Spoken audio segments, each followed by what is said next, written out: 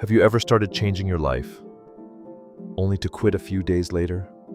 A new habit, a dream, a business, a prayer, a promise to yourself. At first, your heart burns with passion, but slowly, your energy disappears. Your mind runs somewhere else, and another unfinished dream is left behind. Then one day, you begin to wonder, maybe I am not meant for greatness. This is the story of a young Indian man who believed exactly that, until one spiritual lesson changed his life forever. And perhaps this message has appeared in your life today for a reason. Take a deep breath and let this story enter your heart. In the ancient city of Varanasi, where temple bells echoed through the morning mist and the Ganga River carried centuries of prayers, there lived a young man named Arav. Arav was talented, very talented. His hands could create beautiful things. He painted, he carved wood, he wrote poetry. He dreamed of opening a small art shop one day. But there was one problem. Arav never finished anything. His room was filled with unfinished canvases, half-written journals, broken plans, abandoned dreams.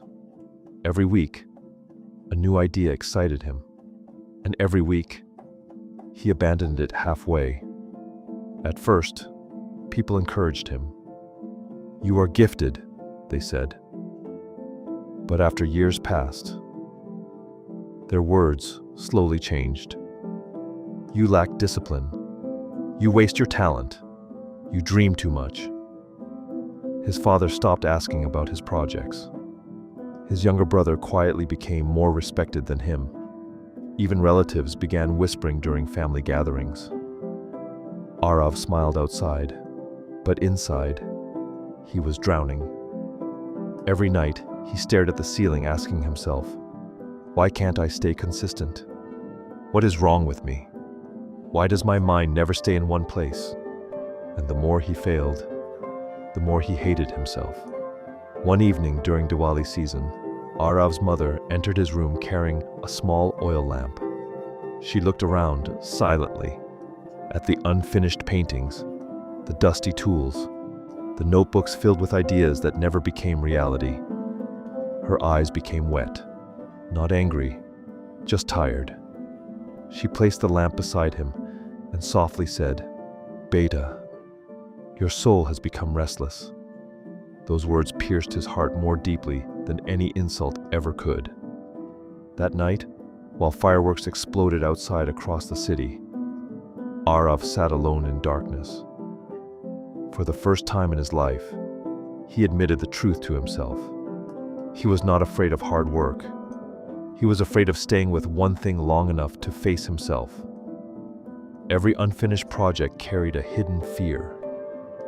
Fear of failure, fear of judgment, fear of discovering he was not special after all.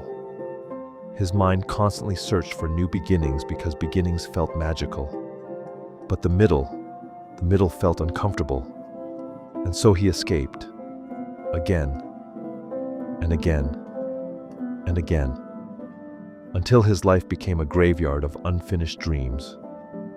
The next morning, unable to bear the heaviness in his chest, Arav wandered through the narrow streets of Varanasi before sunrise. The city was quiet.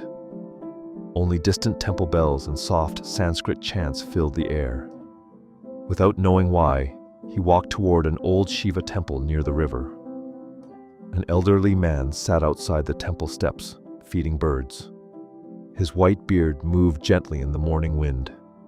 His clothes were simple, but his eyes carried incredible peace. Arav sat nearby silently. After a few moments, the old man spoke. "You carry too much noise inside your mind." Arav looked shocked.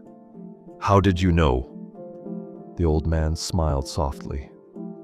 "Because restless minds recognize each other." Something inside Arav broke. Words poured out of him like floodwater. "I start everything and finish nothing. I disappoint everyone. I think maybe God made me this way." The old man listened quietly. No judgment, No interruption, only compassion. Finally, he asked, "When you pray, does your mind stay still?" Arav lowered his eyes. "No." "When you work, does your mind stay still?" "No." "When you eat, walk, speak, rest?" Arav slowly shook his head again. The old man nodded gently. "Then your suffering is not lack of talent." He looked directly into Arav's soul. "Your suffering is a scattered spirit." The old man picked up a small clay dial lamp from beside the temple. "This lamp," he said, "can light an entire room." He then poured water over the flame. Instantly, the fire disappeared. The human mind is the same. When attention is scattered everywhere, inner fire dies. Arav listened carefully. For the first time in years, someone was explaining his pain in a way that made sense. The old man continued, "You believe motivation creates discipline, but true discipline is born from devotion. Devotion to your dharma, devotion to your word, devotion to becoming peaceful inside." The morning sun slowly rose behind the temple. Birds flew across the golden sky, and Arav felt as though the universe itself had become silent to let him hear these words. The old man then drew a small circle in the dust. Most people worship inspiration, but spiritual people worship consistency, because the soul becomes powerful through repetition. He looked at Arav and asked, "What is one unfinished thing in your life?" Arav thought for a moment. "A painting of my mother." "How long ago did you start it?" 8 months. "And how long would it take to finish?" Arav swallowed. "Maybe 3 days."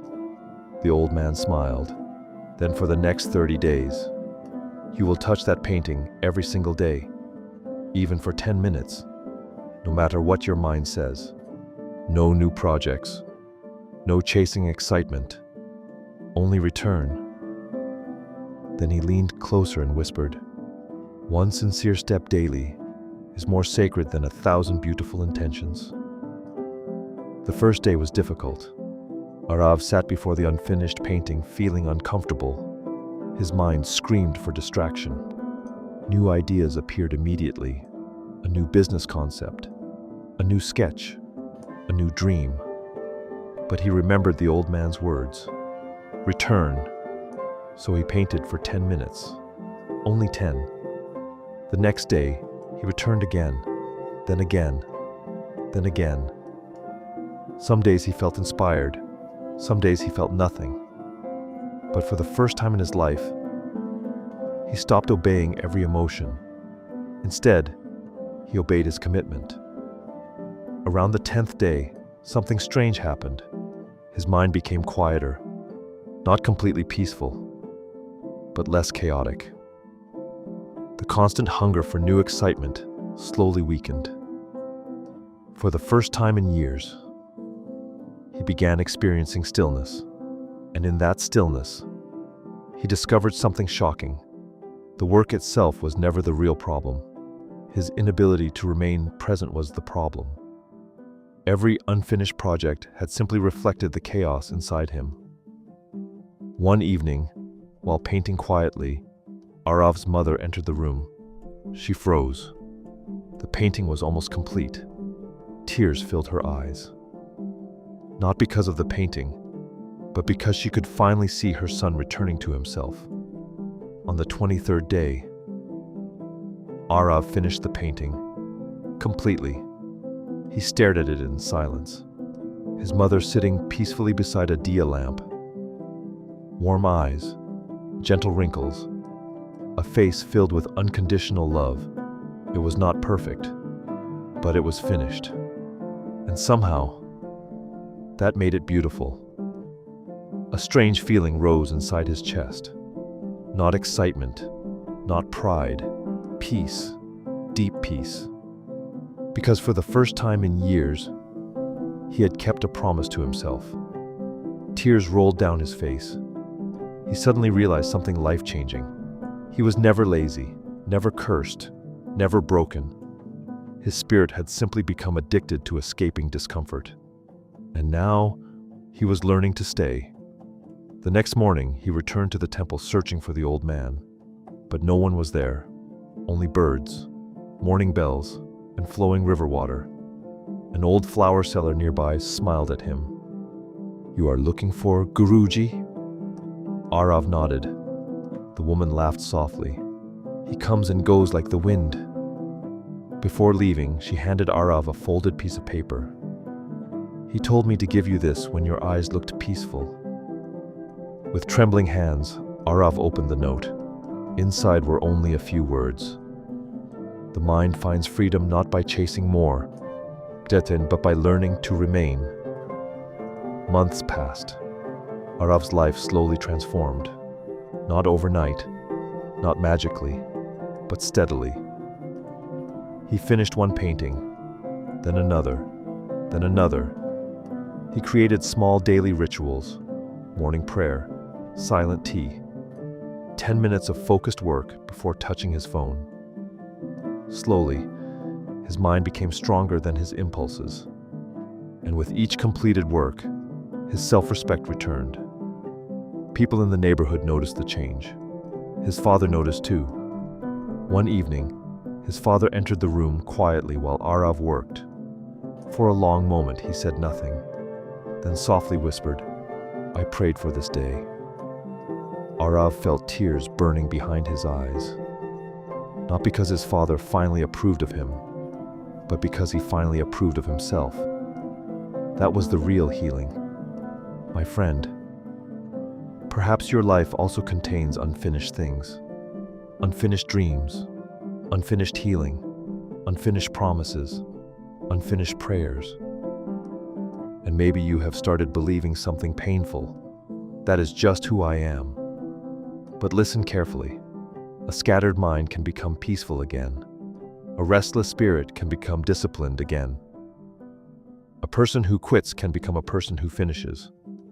Not through force, not through shame, but through small sacred daily returns. So today, choose one unfinished thing in your life, just one, and for the next 30 days, return to it every single day, even for 10 minutes. Because consistency is not just productivity. Consistency is spiritual alignment. And one day, you will look back and realize the real thing you were building was yourself. If this story touched your heart, leave a comment below telling me what is the one thing you will finally finish. And remember, peace comes to the mind that learns to stay.